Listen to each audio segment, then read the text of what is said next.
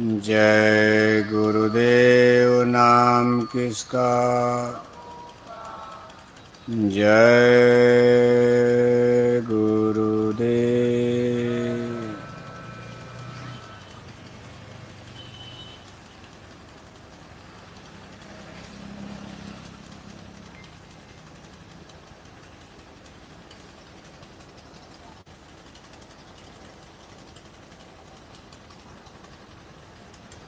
परम पूज्य स्वामी जी महाराज, हमारी संस्था के प्रमुख संस्थाध्यक्ष, वक्त के सतगुरु पूज्य हुजूर महाराज जी, आज के इस सत्संग समारोह में भाग ले रहे सभी सम्मानित सत्संग धर्म प्रेमी भाई बहनों, प्यारे बच्चों, आज आपके इस गांव में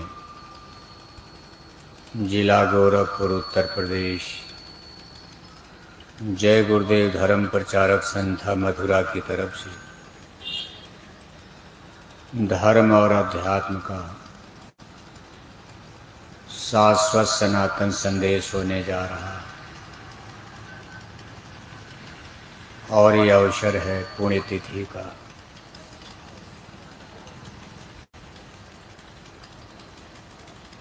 हमारी इस सांसारिक परंपरा में, हमारे आपके लौकिक जीवन में जन्म मरण का खेल अनवरत जब से सृष्टि बनी है चल रहा है। जिसने भी इस संसार में जन्म लिया है, एक निश्चित टाइम पीरियड के बाद सबको ये संसार छोड़कर जाना पड़ता है। इसके लिए हमारे पुरखे पूर्वजों ने अनेक प्रकार के विधि विधान रीति रिवाज बनाए। इसी में पुण्यतिथि भी एक विधान है, नीति और नियम है। किसी के इस संसार से अलविदा कर जाने के बाद हम आप उस तिथि और तारीख को नोट कर लेते हैं और अपने पुरखे पूर्वजों के लिए इस दिन पर हम आप उनको याद करते हैं, उनकी जीवात्मा के कल्याण के लिए अनेक प्रकार के धार्मिक अनुष्ठान, कर्म कांड, अनेक प्रकार के प्रयोजन किए जाते हैं। वैसे ये जीवन का सबसे दुख यानी कष्ट का समय होता, जिस दिन अपना कोई प्रियजन संसार छोड़ता है, मौत को कोई प्राप्त होता है। यह दिन जीवन का सबसे दुखदाई कष्टदायी दिन होता। सबसे ज़्यादा आंसू आँखें उसी दिन बहाती हैं जिस दिन आपके घर परिवार में कोई मरता है। लेकिन आश्चर्य की बात यह है कि जीवन के सबसे कष्टदायी दुखदायी दिन को हम आप पुण्यतिथि के रूप में मनाते हैं। जिस दिन कोई मरता है उस दिन तो दिन भर रोया जाता, लेकिन एक बरस बीतने के बाद उस दिन तारीख को पुण्यतिथि घोषित कर दिया जाता। पुण्य माने होता है पवित्र, सबसे सुंदर, सबसे श्रेष्ठ, सबसे महान यानी पवित्र दिन। अब ये चीज़ विरोधाभास, सस्पेंस और संशय पैदा करती। जिस दिन ने हमको आपको सबसे ज़्यादा रुलाया, जिस दिन हमारी आपकी आंखों से सबसे ज़्यादा आंसू गिरा, उसी दिन को हम आप पुण्यतिथि के रूप में मान लेते हैं। और उस दिन लड्डू पूड़ी खाना पीना जैसे मालूम पड़ता कोई शादी ब्याह का प्रयोजन है, कोई फंक्शन है। आज भी आप जिस तिथि पर यहाँ आए हो, हमारी बहन दुर्गेश जी की पूजनीय माता जी इस संसार से अलविदा करना इस तारीख को, वो दिन कैसा रहा होगा। आदमी 10-12 दिन तक रोता है, चिल्लाता, लेकिन आज आप देखो, कहीं लड्डू बन रहा, कहीं पूरी बन रही, आज कोई आंसू नहीं गिरा रहा। इसी तारीख को, इसी दिन को कितने आंसू गिरे होंगे, लेकिन आज कोई रोता नजर नहीं आ रहा। यही संसार का नियम है। ऐसा क्यों माना जाता? इसको पुण्य तिथि क्यों कहा जाता? जीवन का सबसे पवित्र, सबसे श्रेष्ठ दिन क्यों माना जाता? क्योंकि ऐसा माना जाता है, इस जन्म मरण का देश ये बड़ा दुखदाई और कष्टदायी है। हमारे पुरखे और पूर्वज इस जन्म मरण कष्ट क्लेश के देश को छोड़कर उस स्वर्ग और वैकुंठ को प्राप्त कर गए। स्वर्ग और वैकुंठ यहाँ से बहुत सुंदर है, सुखदाई है, बड़ा आरामदेह है। जैसे कोई झोपड़ी से निकलकर कोठी में चला जाए, अच्छा माना जाएगा। कोई छोटी नौकरी से निकलकर बड़ी नौकरी में चला जाए तो अच्छा माना जाता। मृत्यु लोक से निकलकर स्वर्ग वैकुंठ में जाना, यह अच्छी बात मानी जाती है। और इसीलिए अपने हिंदू समाज में 13 दिन बीतने के बाद जब लोग ब्रह्मभोज 13वीं का आयोजन करते हैं, उसी दिन ये घोषणा कर दी जाती है और पूरे जवार में नोटिस सूचना लिखकर सबको सूचित कर दिया जाता। कोई दुख की बात नहीं है, हमारे दादा एक अच्छी जगह चले गए, अब रोने की जरूरत नहीं है। सूचना लोगों को दी जाती है कि हमारे पूजनीय दादाजी का स्वर्गवास हो गया। माता जी मर गई तब भी स्वर्गवास, दादा मर गए तब भी स्वर्गवास, दादी मर गई तब भी स्वर्गवास, बल्कि पूरे गोरखपुर का ही स्वर्गवास, पूरे उत्तर प्रदेश का स्वर्गवास, पूरे इंडिया, हिंदुस्तान, भारत का स्वर्गवास।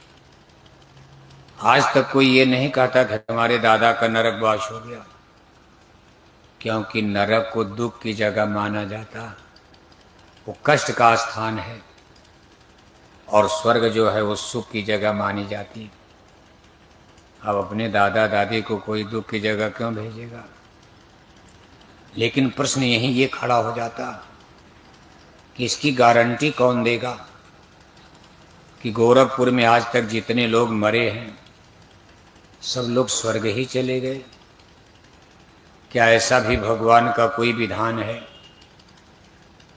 कि केवल 13 मना देने से, ब्रह्मभोज मना देने से, केवल 10वां मना देने से, 10 पिच 50 ब्राह्मणों को भोजन करा देने से, ब्रह्मभोज 13 के दिन हजार लोगों को लड्डू पूड़ी खिला देने से क्या वाकई स्वर्ग वैकुंठ में जीव पहुंच जाता? उसको मोक्ष, मुक्ति, फ्री विल, फ्रीडम, आज़ादी मिल जाती?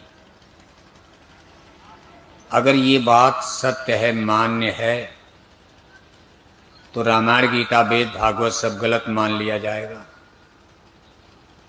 मंदिर, देवालय, शिवालय, गंगा, जमुना, तीर्थ, मूर्त, पूजा पाठ, धर्म, कर्म करने की जरूरत ही क्या है? सब लोग 13 मनाकर चिट्ठी जारी कर दो, नोटिस, कि हमारे भी दादा का स्वर्गवास हो गया। दादा 2 कुंतल मछली खाकर मर गए, उनका भी स्वर्गवास हो गया। दादा सारी जिंदगी शराब पीते पीते मर गए, उनका भी स्वर्गवास हो गया। दादा सारी जिंदगी बलात्कार, व्यभिचार, छिनैती, डकैती करते करते मर गए, उनकी भी 13 में चिट्ठी जारी कर दिया, उनका भी स्वर्गवास हो गया।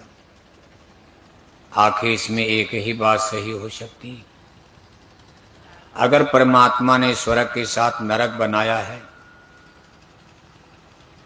तो भगवान तो गलत हो नहीं सकते, और हम आप यहां से किसी को नरक में भेज ही नहीं रहे, तब तो भगवान का बनाया नरक ही खाली हो गया होगा।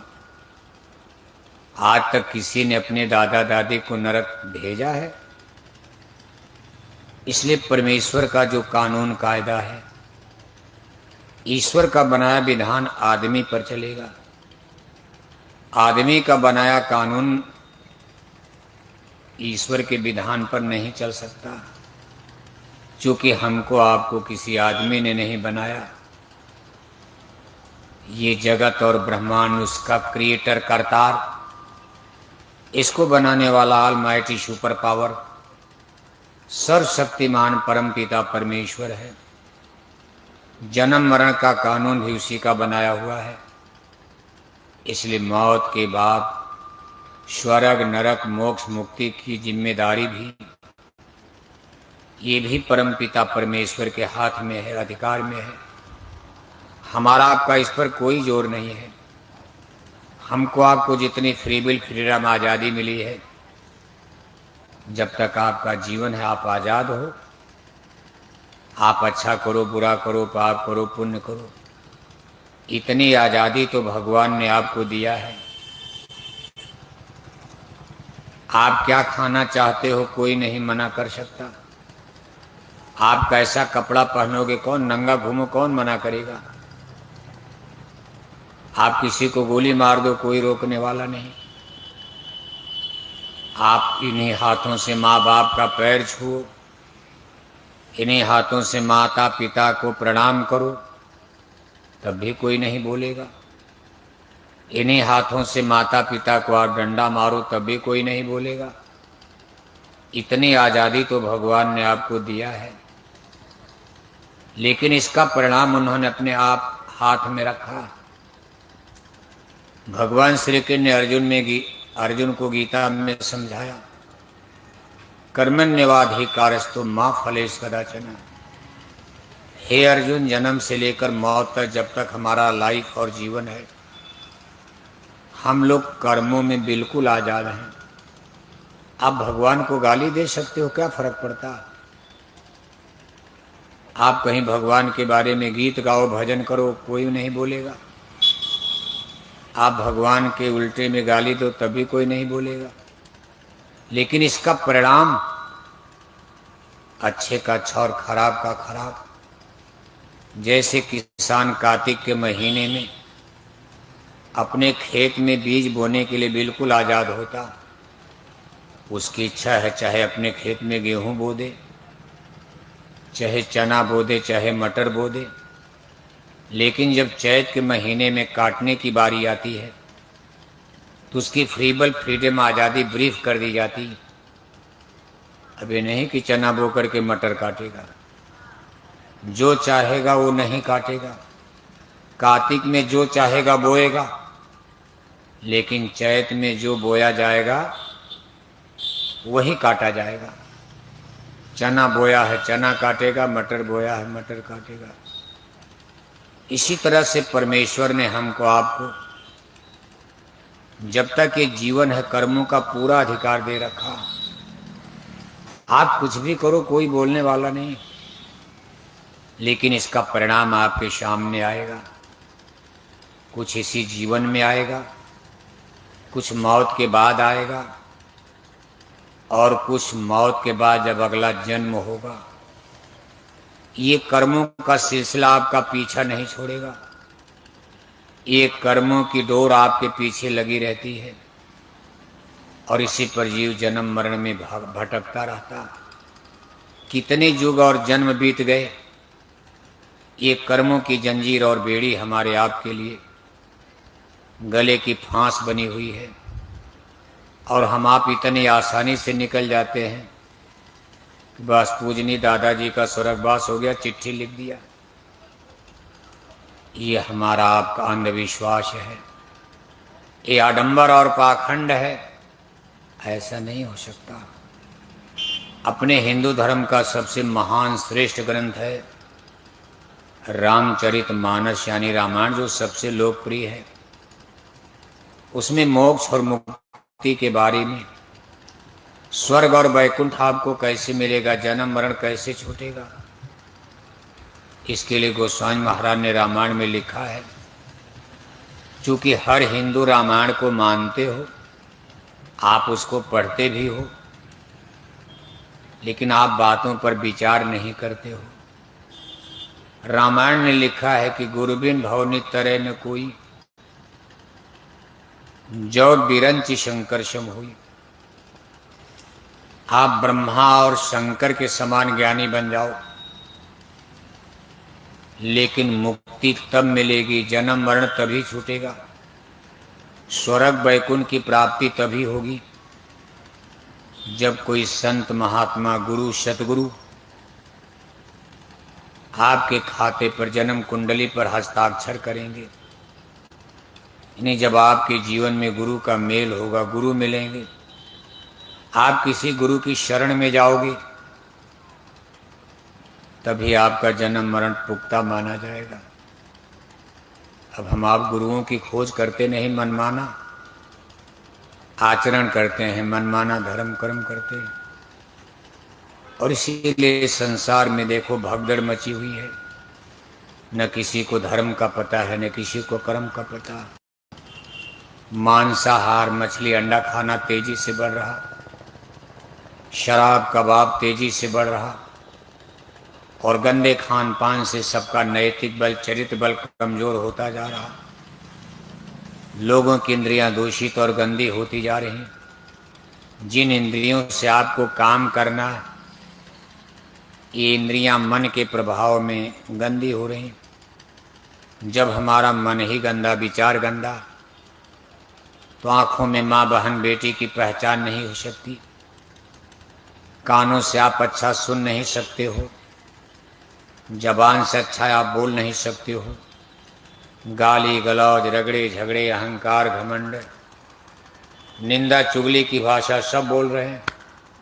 मानवता मनुष्यता प्रेम सद्भाव दया धर्म, जिससे घर में गांव में समाज में परिवार में लोगों में प्रेम पैदा हो, मोहब्बत पैदा हो। घर में परिवार में समाज में रगड़ा झगड़ा में कमी आ गई। इन विचारों की कमी होती जा रही है। जबकि यूनिवर्सिटी कॉलेज कितना डेवलप कर रहा, आज कोई अनपढ़ गवार नहीं, पढ़े लिखे ज़्यादा, लेकिन नैतिक बल चरित्र बल धीरे धीरे ग्राफ नीचे गिरता जा रहा। और अब पता चला कि गोरखपुर जिले में देखो बेटियां भी शराब पी रही हैं। कभी आप इस पर विचार करते हो? बेटियां शराब पी रही, धर्म क्या बचेगा, क्या कर्म बचेगा, क्या मानवता मनुष्यता बचेगी? ये समाज कितना नीचे जा चुका है, और हम आप विकास विकास की बात कर रहे हैं।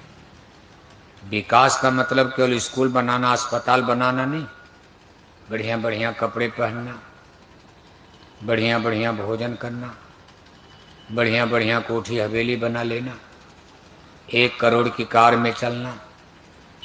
ऐसा विकास तो लंका में रावण ने भी किया था, लेकिन जब धर्म कर्म का नाश हो गया तो सोने की बनी बनाई लंका भी मिट्टी में मिल गई।